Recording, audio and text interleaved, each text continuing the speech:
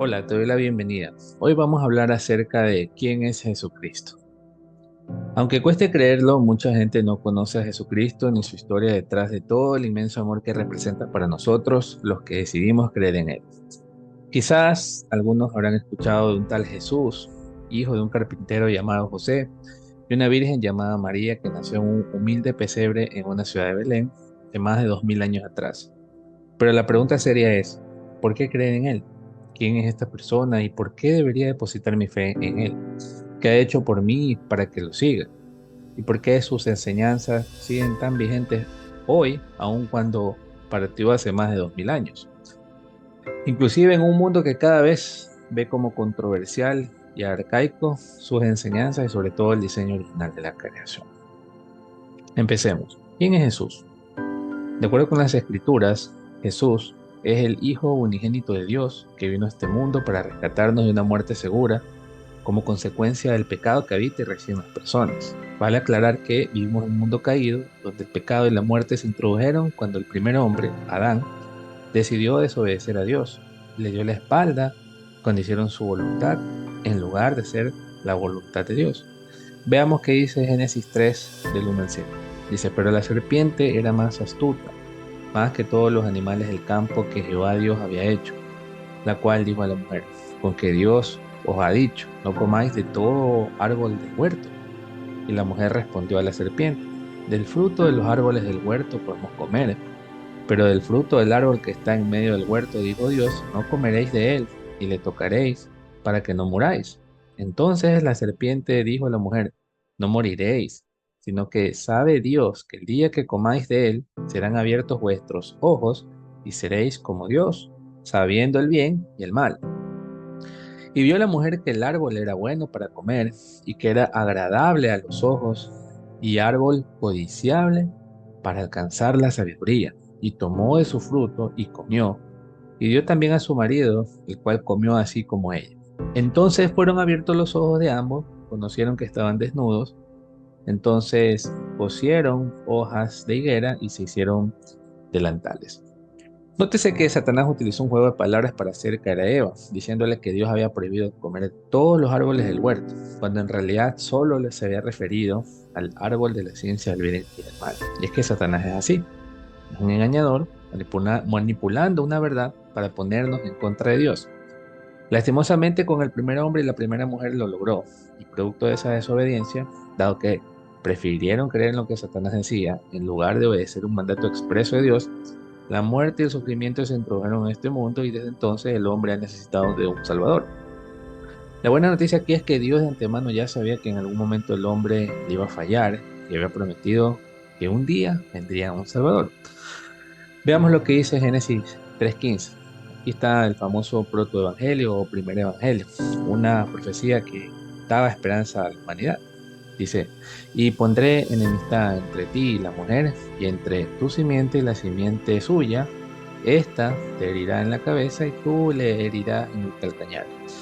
Aquí el Señor nos revela un mensaje de esperanza donde vemos que de la descendencia de la mujer vendrá uno que derrotará a la simiente del serpiente.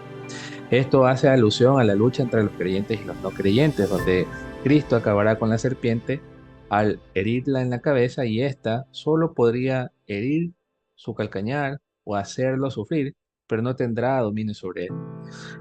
Y es así como la Biblia y expresamente el Antiguo Testamento nos muestra varias manifestaciones del plan de Dios que tiene su punto más alto con la encarnación de Cristo.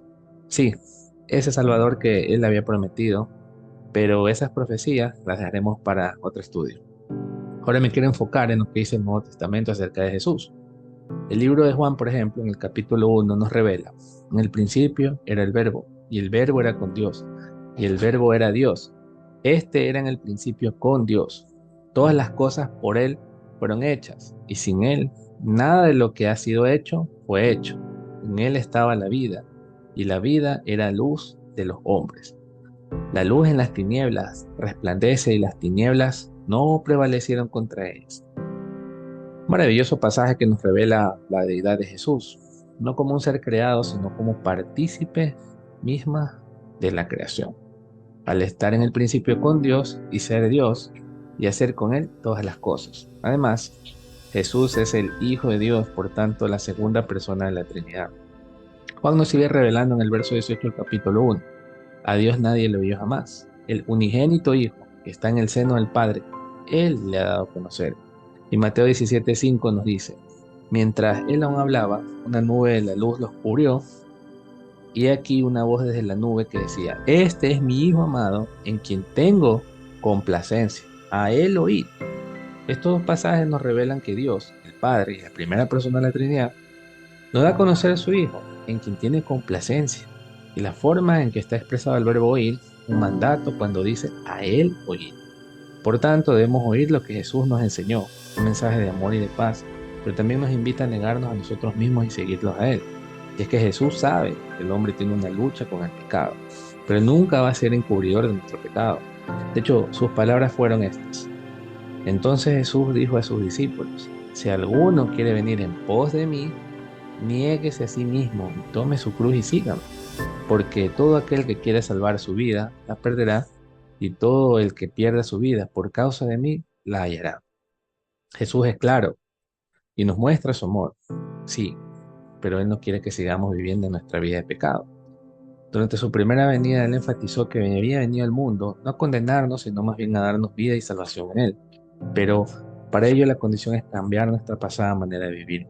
Es decir, renunciar a una vida de pecado, aceptarlo a Él como nuestro Señor y Salvador, reconociendo que nuestras fuerzas jamás podemos vencer al pecado y que lo necesitamos a Él constantemente para cambiar nuestra vida, estrechando una relación día a día con Él, mediante el conocimiento de su palabra, sus enseñanzas y lo más importante, poniéndolas en práctica.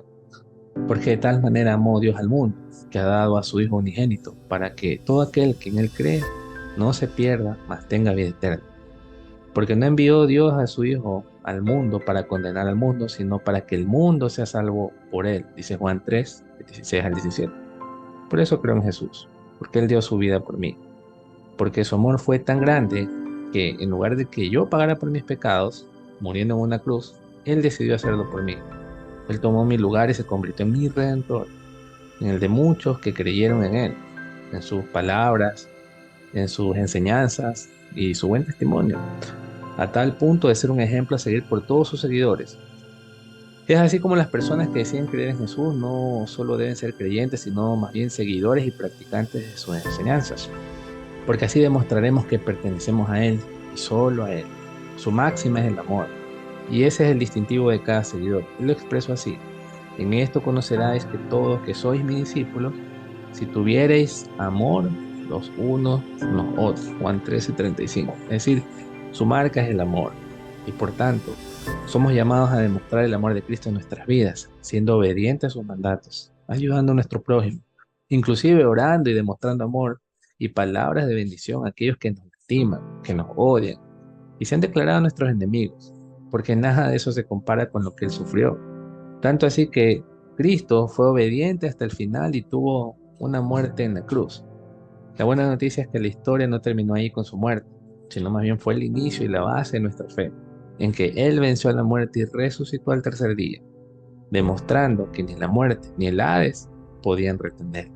A este Jesús, que es el Cristo, el Mesías de que nos hablan las Escrituras, a este Jesús sigo yo, y en Él creo, y deposito toda mi fe, porque Él dijo que vino a salvarme a mí, a usted y a todos los que creen en Él.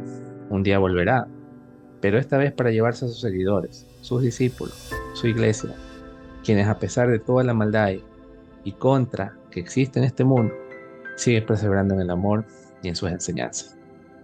Nos vemos en otro estudio. Que Dios te bendiga.